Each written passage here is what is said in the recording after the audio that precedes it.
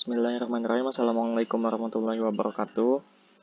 Perkenalkan, nama saya Aslam Huda. Saya mahasiswa fisika angkatan 2019. Saya juga asisten lab untuk modul 1 ya, gerak 1 dan 2 dimensi. Dan modul 1 ini juga kan terdiri dari 3 percobaan ya. Nah, sebelumnya kita udah membuat 3 video yang masing-masing menggambarkan gerak yang berbeda. Yang pertama GLB, yang kedua GJB atau GLBB, dan yang ketiga gerak parabola. Nah, ini untuk video yang pertama itu mobil yang bergerak pada lintasan 100 cm. Nah, langkah pertama yang kita lakukan untuk mengolah video ini, kita tentukan dulu tepat mobil saat berada di titik awal. Nah, titik awalnya itu kan sudah ditandai ya dengan meteran tuh di situ. Kita majuin frame videonya, dicek di frame keberapa videonya si mobil mulai di titik awal. Nah di sini ya, terus klik kanan di sini, kita save di sini. Selanjutnya kita lihat mobil tepat sampai di titik akhir. Nah, sini klik kanan, set end.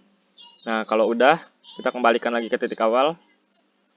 Setelah itu kita tambahkan koordinat kartesian. Nah, koordinatnya itu ada tanda garis di sini. Ini tuh menunjukkan dia positif. Berarti kalau ke kanan positif, ke atas berarti positif. Kiri negatif, bawah negatif. Ya biasa ya, seperti koordinat kartesian pada umumnya. Kita taruh di titik awal sebagai titik 0. Nah, kalau udah ini kan udah dipasang. Sekarang kita kalibrasi jaraknya. Pilih yang ini nih, yang di atas. Ada angka 10-nya ini, new calibration stick. Pencet shift di keyboard, lalu klik di titik awal, pindah ke titik akhir, shift, klik lagi. Nah ini kan jaraknya masih ngaco, kita ubah, kita sesuaikan. Tadi 100 cm, kita ubah ke meter, berarti 0,1 meter. Nah kalau udah, sekarang kita track mobilnya dari titik awal sampai ke titik akhir. Pertama kita zoom dulu, supaya kelihatan jelas. Nah ini karena ininya ngalangin ya, koordinatnya bisa kita ilangin dulu. Klik aja ini, terus buat ininya create point of mesh. Nah kalau udah ada, pencet shift, klik lagi, dipilih titik acuan mobilnya. Misal mau di kap mobil, di kacanya, atau di rodanya. Kalau saya pilih di rodanya ya. Klik di roda sekali, klik lagi. Setiap frame-nya maju, titik acuan yang sudah kita tentukan itu diklik terus ya. Terus klik lagi, shift, klik shiftnya ditekan terus, klik. Nah kalau udah kayak gini, kita track terus dia sampai mobilnya di ujung lintasan ini. Kalau udah semua, kita akan dapat data ini nih, T, X, Y. Nah yang dibutuhkan untuk percobaan 1 itu hanya T dan X. Nah kalau gitu kita klik kanan dulu, kita pilih tabel dulu, tabel, kita hilangin Y-nya, close.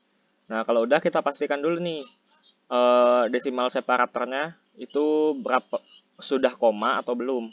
Kita klik kanan, numbers, format. Nah ini kan desimal separatornya masih local default. Kalau gini nanti di Excel kita nggak akan bisa olah datanya. Kita ganti dulu ke koma, lalu oke. Nah setelah koma dan datanya didapatkan, blok semua data dengan cara klik 2 kali, atau bisa di blok gini juga, bebas. Ini datanya saya belum lengkap ya. Kalau kalian coba track sampai ujung dulu. Nah, terus klik kanan, copy as format. Nah, kalau udah di copy as format, kita pindah ke Excel. Nah, ini percobaan 1. Ini saya udah lakuin percobaan, datanya yang saya lengkap ya. Sampai ujung tuh, sampai bawah ada 54 data. Nah, langkah pertama untuk mengolah data yang kita dapat dari tracker itu kan ada T, ada X, ada V. Nah, V-nya ini kita cari dengan rumus X dibagi T. Biasa ya. Nah, kalian nanti tulislah di lampiran perwakilannya 10 perhitungan. X dibagi T, masukin rumusnya, biasa ya. Kayak data-data sebelumnya juga udah biasa ngolah di Excel. Nah, kalau udah dapat nilai V, kita buat grafik T sama X, atau X terhadap T. Tahu kan caranya, blok, terus insert, nanti jadi grafiknya ini. Nah, pilih salah satu data untuk nambahin ini persamaan regresi linearnya. Pilih salah satu data, klik kanan di salah satu data ini. Nah, add trend line. Kalau udah di add trend line, nanti ada di sini, kita pilih ini, display equation on chart. Nah, dapat kan? Tuh. Ini kita hapus aja karena udah ada 2. Nah, untuk dapat kecepatan rata-rata dari grafik ini gimana? Nah, ini kan X terhadap T. Berarti garis ini tuh melambangkan V. Nah, untuk dapat V rata-rata itu kita masukin. Ini kan Y sama dengan 0,0593X. Min 0,0098. Nah, kenapa yang ininya nggak dipakai?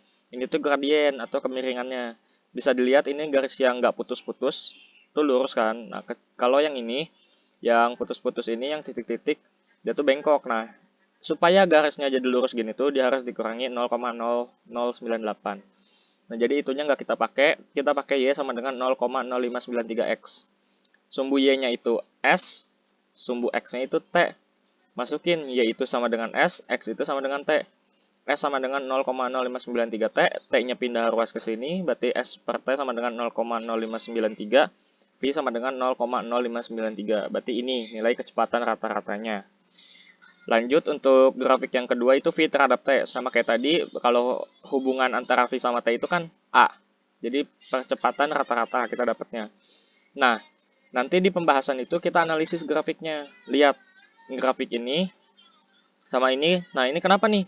Ada tinggi di awal, terus tiba-tiba di sininya biasa gitu. Nah, itu dijelaskan ya di pembahasan. Lanjut untuk simulasi. Nah, ini yang berbeda tuh gini. Kan ada membandingkan data. Makanya kita melakukan perhitungannya 2 kali. Tracker dan simulasi. Nah, untuk yang simulasi, sama T sama X-nya kita dapat dari tracker. Namun, V-nya ini rumusnya beda. V-nya kita pakai rumusnya 2 kali X per T. Kenapa 2 kali X per T? Itu rumus awalnya S sama dengan Vt min V0 per 2. Kalau kita pindah ruaskan, berarti 2-nya naik ke atas, berarti 2 kali S. V kali T min V0, berarti V0 sama dengan 0. Berarti V kali T sama dengan 2S. T-nya pindah ruas, berarti 2S per T. V sama dengan 2S per T. Nah, dapat rumusnya ini. Masukin ke Excel, blok datanya sampai bawah. Kalau udah beres. Selanjutnya untuk olah grafiknya sama kayak yang sebelumnya. Nah, untuk percobaan 1 kurang lebih seperti itu ya. Silakan dikerjakan.